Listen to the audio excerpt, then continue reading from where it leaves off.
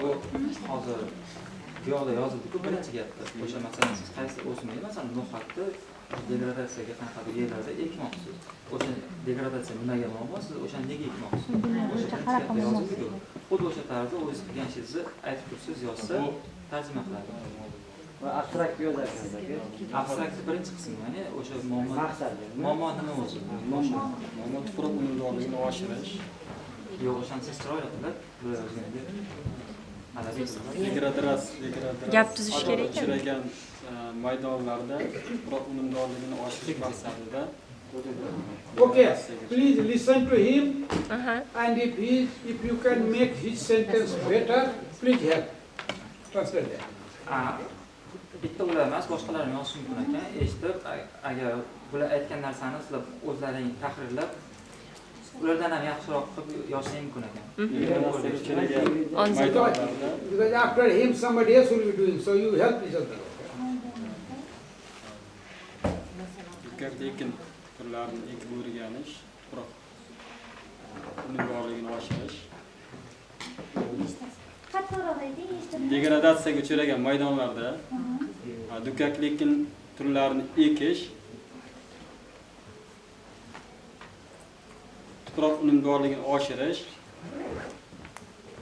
This is the opening sentence.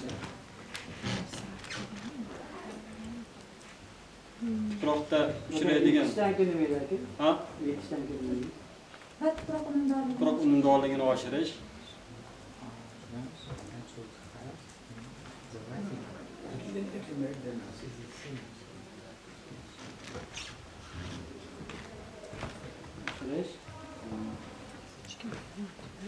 Tuproqda uchraydigan mikro va makro organizmlar faoliyatini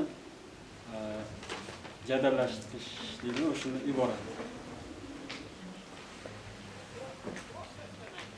Hamda asosiy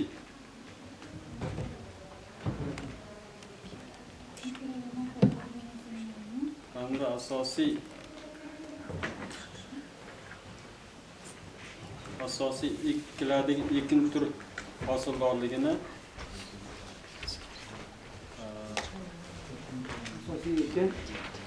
ekin turlarini ekiladigan masalan boshroqlar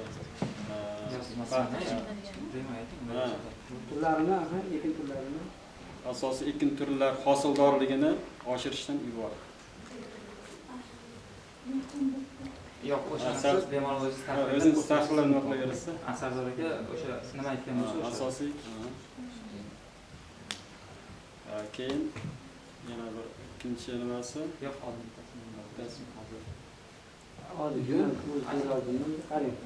degradatsiyaga uchragan maydonlarda dukkakli ekinlar ekish va tuproq unumdorligini oshirish, tuproqda uchraydigan mikro hamda makro elementlarni oshirish va oshirish va asosiy ekin turlarini hosildorligini oshirishdan iborat. Ishni oshirish.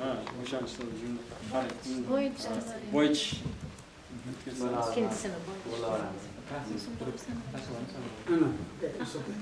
Everybody heard that? It is okay. First sentence. Everybody say this is okay. What he is saying, it is an issue. Bular aytgan o'sha muammo haqida hamma tushuncha paydo bo'ldi. Hozir nimadir? Okay. So you have Wi-Fi in your computer? Yes. Can you translate it in Google and then read it?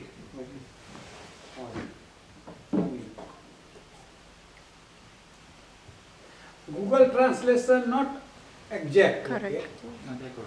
Yeah, it can have mistake, but or it will give me some idea that what he is trying to say. Okay, so take it. Translation day by day it is improving. Okay, I see some people.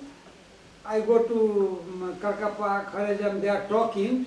They don't know English, but they are talking with their mobile. Okay, they talk. They speak in Uzbek, and I hear in English. and I hear in English, I am talking English and he hears me well. So it is improving. Okay? It is good to know English, but if it is you cannot help, then use this technology. Tell that. I should translate. Yeah, you have to translate, otherwise what I am saying, how you knew, how they will know.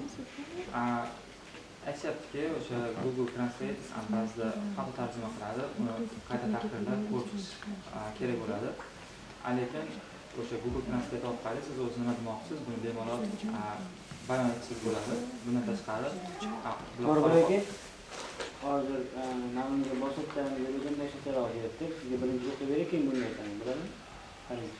Degradatsiyaga uchragan maydonlarda dukkakli ekinlarni joriy etish tuproq unumdorligini Qarang, chapni yaxshi nima qiladi? Yo'q, g'alati qilib qo'yadi. Sal jumlalarga shu ekinlar tuproqda biologik azot to'planishiga, mikro va makro elementlar miqdorining ko'payishiga xizmat qiladi. Natijada asosiy qishloq xo'jalik ekinlarining hosildorligi o'zidan mana qo'shyapti. Ha, qo'shadi. Qanday yer resurslaridan bahra olamiz? O'sha Google Translate. Okay, you translate it.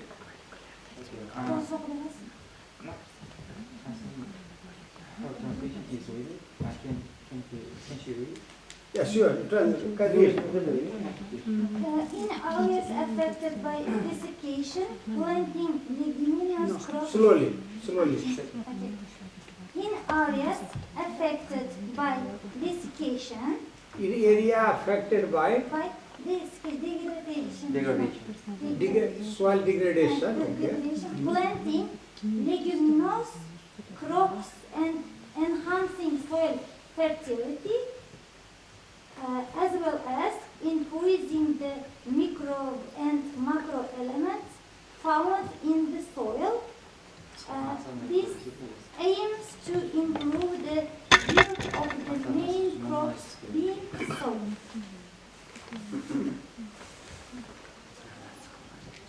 So read again. It's very long sentence, okay? Read it again. In the area affected by land degradation, Planting leguminous crops and leguminous crop. leguminous crops and enhancing soil fertility, Soil fertility.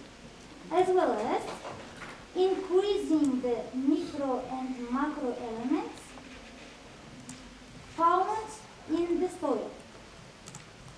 As well as, so it is also kind of addressing soil health on degraded land. Yes. My translate is shortly and different. Can I say? It consists in planting legume crops on degraded soils, improving soil fertility, increasing the content of micro and macro elements in the soil, and enhancing the yield of major crops.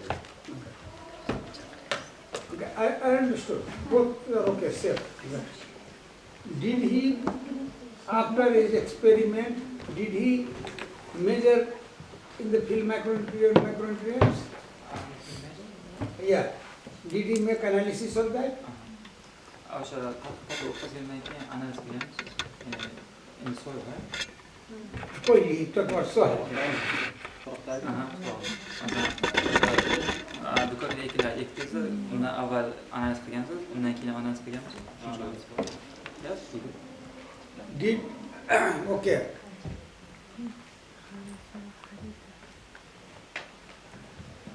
Let's look at the data.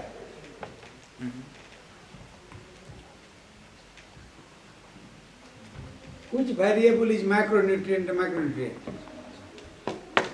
Bu yerda keltirilmagan, lekin bu tajriba natijalari bu yerda keltirilmagan tuproq haqida. Okay. Ahamiyati bo'yicha. Did you do soil analysis before experiment? Siz o'sha eksperiment o'tkazishdan oldin tuproq analizi qilganmisiz? Ya'ni o'sha dukkakli ekin ekishdan oldin. Shuni so'rayman. Yes. And then he grew the crops, and after growing the crop again he did soil analysis, right?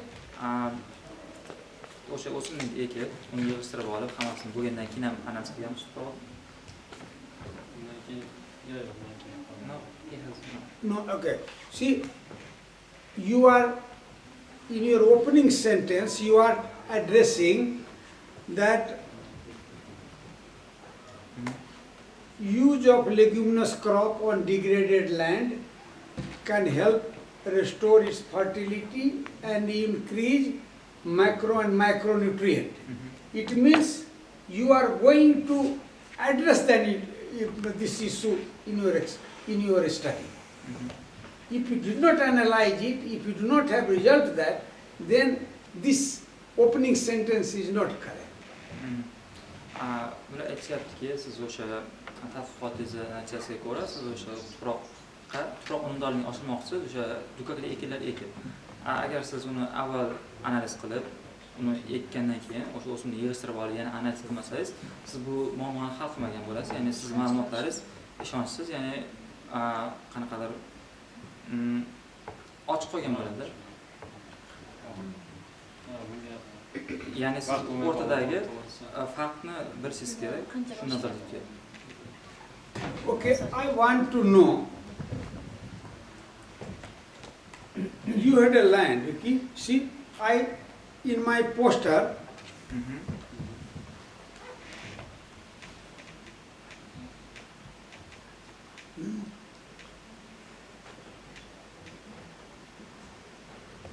okay, in this poster, I showed you that we have a unhealthy, we had a original soil and it became healthy by growing mungbean. You have result like that. Do you have result like that? Ask him.